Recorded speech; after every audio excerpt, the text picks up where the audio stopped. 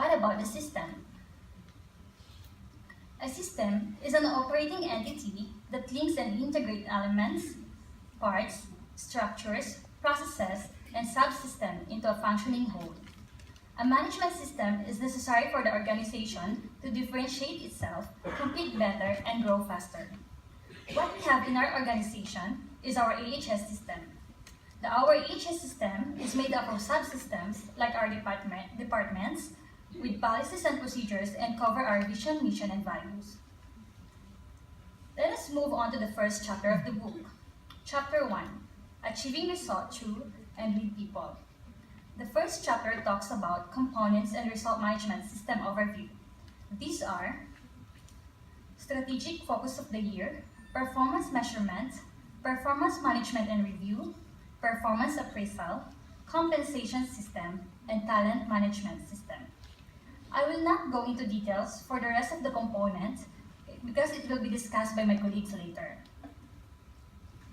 But let me start with the first category, which is the strategic focus of the year. A company's strategic focus derives from a strategic planning system. In an organization, they focus on the growing business, increasing profits, increasing market share, containing costs, improving customer relations, strengthening corporate values, and other actions and initiatives to make the company forward. The various functional divisions like departments will set their targets to support the focus of the year. Strategic planning includes reduce operating costs, speeds, increase market share, and retain talent. One example of this is in a certain organization, sales could look at advertising or transportation cost, HR could look at the medical recruitment and uniform cost, while finance would look at the documentation and legal cost, and so on. Chapter 2, Performance Measurement. Anything measured gets done, anything measured gets improved. How we normally set target? Target needs to be set in a SMART manner. SMART stands for specific, measurable, achievable, relevant, and time-based. Using this criteria, we are actually using a checklist. This requires that targets are according to specifications. We need to look beyond meeting the SMART criteria for setting targets or establishing performance measures. It should be a target that has specific results expected are closely related to the needs, intentions, or expectations of organizations, both internal and external customers, as well as aspirations of the one setting the target. One good example of this is our KPI targets in hand hygiene.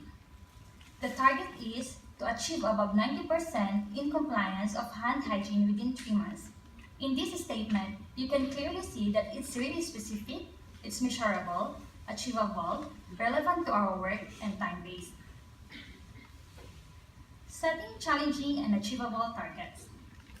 A challenging target is the one that is higher or better than the one previously achieved, while achievable implies that there is a high likelihood of it being achieved. When we want result to be challenging and achievable, we are thinking about being realistic.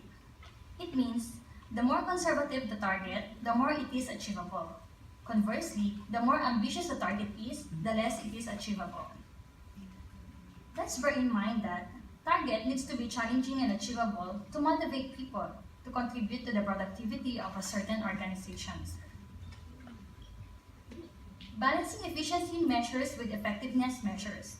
These two components are very important in setting targets.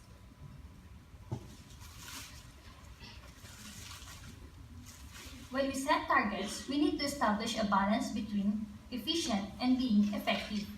Managers need to look at the quality of the service, the cost of achieving quantity and time targets, as well as the human reactions or impact associated with the achievement of the expected results. This could be considered as the effectiveness of the target. The two processes of establishing performance measures include key result areas and KPIs. Key result areas refer